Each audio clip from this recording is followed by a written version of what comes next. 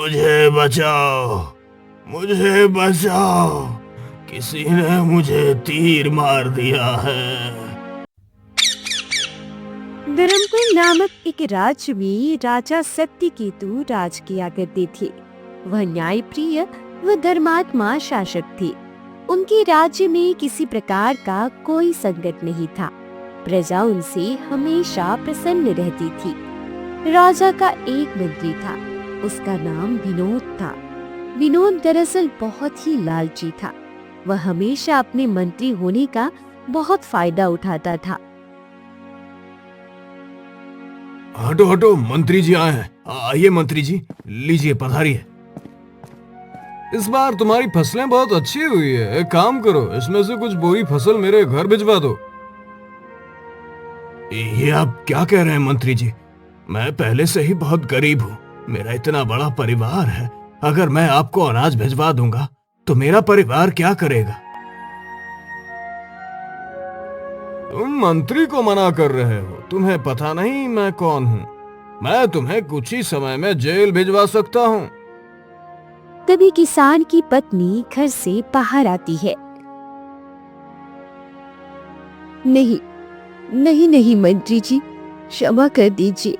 आप इन्हें जेल मत भिजवाइए। हम आपको अनाज देने के लिए तैयार हैं।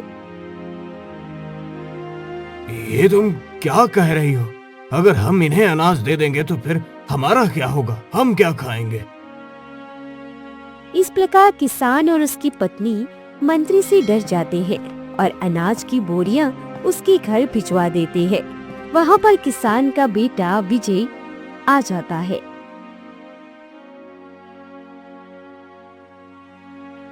पिताजी, आपने ऐसा क्यों किया? अपनी मेहनत का फल उस मंत्री को क्यों दे दिया? हम सब गांव वालों को तंग करता है और हम चुपचाप उसका अत्याचार सहते हैं।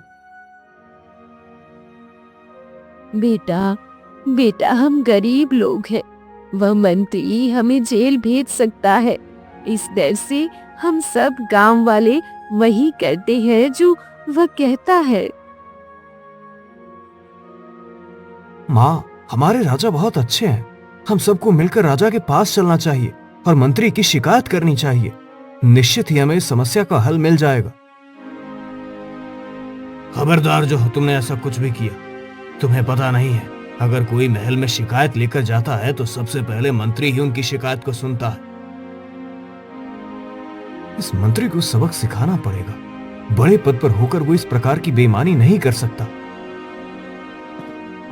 कुछ समय बाद मंत्री फिर से विजय के घर आता है।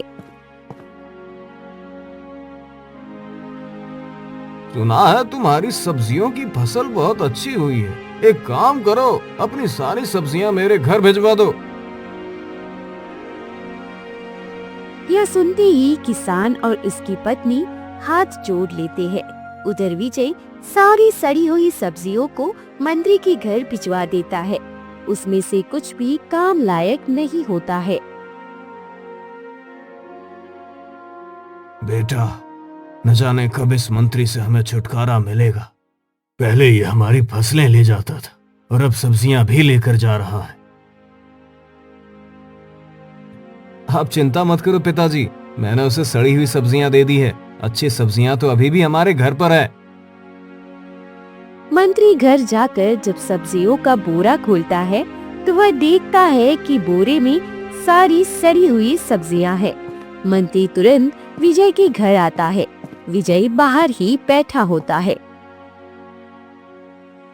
क्या हुआ मंत्री जी, बहुत गुस्से में दिखाई दे रहे हैं। क्या सड़ी हुई सब्जियों का स्वाद पसंद नहीं आया? तुम जानते नहीं मैं कौन हूँ? मैं इस राज्य का मंत्री हूँ। तुमने मुझे चुनौती देकर बहुत बड़ी गलती की है। अब तुम देखना मैं तुम्हें कैसे कारावास तक पहुंचाता हूँ। हाँ हाँ जाओ, मैं तुमसे नहीं डरता। तुम मंत्री हो तो मैं प्रजा हूँ। राजा हमेशा प्रजा के पक्ष में निर्णय लेते हैं। तुम मेरा कुछ नहीं कर पाओगे। इस प्रकार मंत्री किसान के बेटे विजय को धमकी देकर वहाँ से चला जाता है। उसके मन में अब केवल एक ही बात थी कि कैसे विजय से बदला लिया जाए, क्योंकि विजय ने मंत्री का अपमान किया था। अब मेरी योजना से विजय को कोई नहीं बचा सकता। मैं उसे फांसी दिलवा कर रहूंगा। एक दिन विजय कहीं जा रहा था। अभी वह देखता है कि एक साधु घायल पड़ा हुआ है। उसे तीर लगा हुआ था।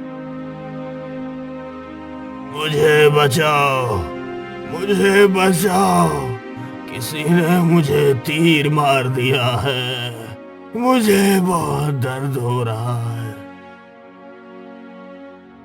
विजय ये करुण आवाज सुनता है और जल्दी से साधु के पास जाता है।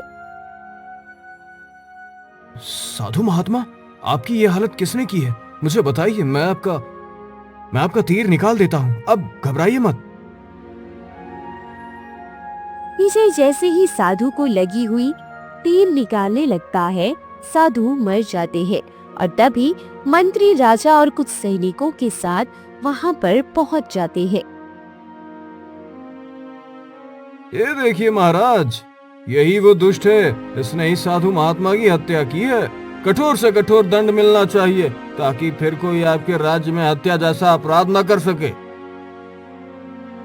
युवक, हम सब ने देखा है कैसे तुम साधु को कष्ट पहुंचा रहे थे। इस युवक को पकड़ लो और जेल में डाल दो। मैंने कुछ नहीं किया है महाराज, मेरी बात का विश्वास कीजिए। मैं तो बस साधु की सहायता करने आया था। ना जाने किसने तीर मार दिया था। राजा विजय की कोई बात नहीं सुनते हैं और उनके सैनिक विजय को पकड़ लेते हैं और जेल में डाल देते हैं। किसान और उसकी पत्नी विजय से जेल में मिलने जाते हैं। बेटा, मैंने कहा था तुम उस मंत्री से दूर रहो, लेकिन तुमने मेरी एक बात नहीं सुनी और अब देखो, तुम्हारी जिद के कारण हम सभी दुख में हैं। पिताजी, मुझ पर भरोसा रखिए, मुझे कुछ नहीं होगा। मैं निर्दोष हूँ और मैं ये बात सिद्ध करके रहूंगा। सुना है राजा तो ही 1 सप्ताह बाद फांसी देने वाले हैं। बेटा, अब हमारे पास दूसरा कोई रास्ता नहीं है। अपने माता पिता को इस प्रकार परेशान देखकर विजय बहुत दुखी होता है। 1 सप्ताह बीत जाता है और वह दिन आता है जब विजय को फांसी देने वाले होते हैं। तुमने एक साधु की हत्या की है, इस कारण आज तुम्हें फांसी दिया जाता है। लेकिन मैं एक क्रूर राजा नहीं हूँ। तुम अपनी अंतिम इच्छा मुझे बताओ कि हम उसे अवश्य पूरा कर पाएं। महाराज, मैं निर्दोष हूँ। एक निर्दोष को दंड देकर निश्चित ही आप जीवन में कभी सुखी नहीं रहेंगे। आपके सिर पर एक निर्दोष की हत्या का पाप हमेशा रहेगा। ये शब्दों से खेल रहा है महाराज। ये अपने आप को बचाना चाहता है, इसलिए आपके सामने ऐसे वचन कह रहा है ताकि आपको दया आ जाए। तुम अपनी अंतिम इच्छा बताओ, हम उसे अवश्य पूरा करेंगे। महाराज, मेरी अंतिम इच्छा यह है कि मुझे स्वयं को निर्दोष साबित करने का अवसर दिया जाए। यदि 15 दिनों के भीतर मैं स्वयं को निर्दोष नहीं साबित कर पाया तो निश्चित ही आप मुझे फांसी दे देना। ऐसी गलती बिल्कुल मत करिए महाराज। ये समय लेकर गांव से भाग जाएगा तो फिर आप साधु के साथ कैसे न्याय कर पाएंगे? मंत्री जी, अपने आप को सही सिद्ध करने का अवसर सभी को मिलना चाहिए। यह आपका कर्तव्य है कि विजयनगर से बाहर न जा पाए। विजय, हम तुम्हें 15 दिन का समय देते हैं। तुम स्वयं को निर्दोष सिद्ध करो। यदि तुम असफल रहे तो तुम्हें फांसी दे दी जाएगी। राजा से समय लेकर विजय अपने घर वापस चला जाता है। विजय को घर में देखकर उसकी माता पिता बहुत प्रसन्न होते हैं। बेटा, क्या तुम्हें महाराज ने छोड़ दिया है? आज तो तुम्हारी फांसी का दिन था। हम सब बहुत रो रहे थे, लेकिन तुम्हें वापस देखकर मैं बहुत प्रसन्न हूँ। मेरा दंड अभी खत्म नहीं हुआ है माता। मैंने महाराज से 15 दिनों का समय लिया है। इन 15 दिनों में अगर मैं स्वयं को निर्दोष सिद्ध नहीं कर पाया तो मुझे फांसी दे दी जाएगी। लेकिन तुम ये कार्य कैसे करोगे पुत्र? राजा तुम्हारी एक भी बात सुनने को तैयार नहीं है। पिताजी, मेरे पास एक योजना है। अगर आप दोनों मेरा साथ देते हैं तो निश्चित ही मैं स्वयं को निर्दोष सिद्ध कर सकूंगा। अपने माता पिता को योजना विजय बताता है। विजय के माता पिता उसकी योजना में उसका साथ देने के लिए तैयार हो जाते हैं। एक दिन रात्रि का समय था। उस समय राजा सत्यकेतु नगर में घूम रहे थे। तभी उन्होंने एक आवाज सुनी। अरे मुझे बचाओ, अरे मुझे बचाओ, ये मुझे मार रहा है, मुझे बचाओ। राजा किसान का सिर अपनी गोद में रख लेते हैं और उसे आराम देने का प्रयास करते हैं। तुम परेशान मत हो, हम नगर के सबसे अच्छे व्यक्ति से तुम्हारा इलाज कराएंगे। तभी वहाँ पर गांव के कुछ लोग इकट्ठा हो जाते हैं। इसमें विजय की माता भी होती है। वह जोर से चिल्लाने लगती है। महाराज, मेरे निर्दोष बेटे को फांसी देकर आपका मन नहीं भरा? अब आपने मेरे पति को भी घायल कर दिया। ये तुम क्या कह रही हो? मैं तो इसकी सहायता कर रहा था। यहाँ पर किसी ने भी आपको मेरे पति की सहायता करते हुए नहीं देखा है। निश्चित ही आप मेरे पति को घायल करने का प्रयास कर रहे थे, लेकिन जब आप पकड़े गए तब आपने यह कहा कि आप इनकी सहायता कर रहे थे। नहीं, मैं सत्य कह रहा हूँ। मैंने जब इसकी दर्द भरी आवाज सुनी तो मैं स्वयं को रोक न सका और इसकी सहायता करने के लिए यहाँ पर चला आया। तो इसका मतलब आप निर्दोष हैं, महाराज, और मेरे पति पहले से घायल पड़े हुए थे। इन्हें किसी और ने घायल किया है। हाँ, यदि मैं तुम्हारे पति को घायल करता तो उसके पास नहीं बैठा होता। मैं उसे घायल करके तुरंत वहां से चला जाता। महाराज, महाराज, यही तो हम सब आपको कितने दिनों से समझाने का प्रयास कर रहे हैं। मेरे बेटे विजय ने भी ऐसा ही किया था।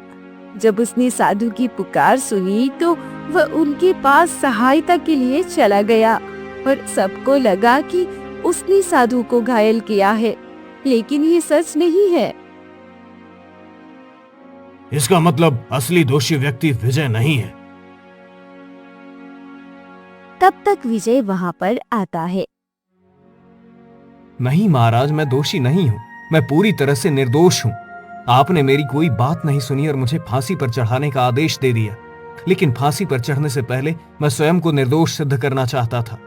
आपको सच्चाई का पता चल चुका है। जो भी निर्णय लेंगे वो मुझे स्वीकार रहेगा।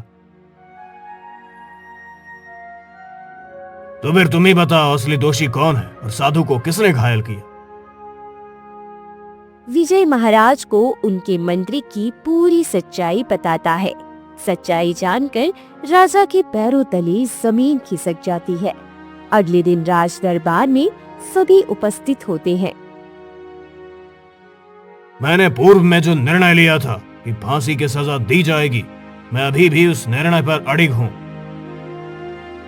यह सुनकर विजय और उसके माता पिता के होश उड़ जाते हैं। वह सोचते हैं कि उनकी योजना असफल हो गई। राजा विजय को फांसी देने का निर्णय नहीं बदलेंगे। बिल्कुल महाराज, अगर कोई किसी की हत्या करता है तो उसे अवश्य ही फांसी का दंड मिलना चाहिए। लेकिन फांसी उसे मिलेगी जो असली दोषी है। सैनिकों, मंत्री को पकड़ लो। आप क्या कह रहे हैं महाराज? दोषी मैं नहीं हूँ, दोषी तो ये विजय है। इसे फांसी का निर्णय दिया था क्योंकि इसने साधु की हत्या की थी। पकड़े जाने पर झूठ मत बोलो मंत्री। मुझे सब सच्चाई का पता चल चुका है। मैं तुम्हारी बातों में आकर एक निर्दोष को दंड देने के विषय में सोचा। मेरे कारण एक निर्दोष को दंड मिलता, इसका बोझ मैं कभी नहीं सह पाता।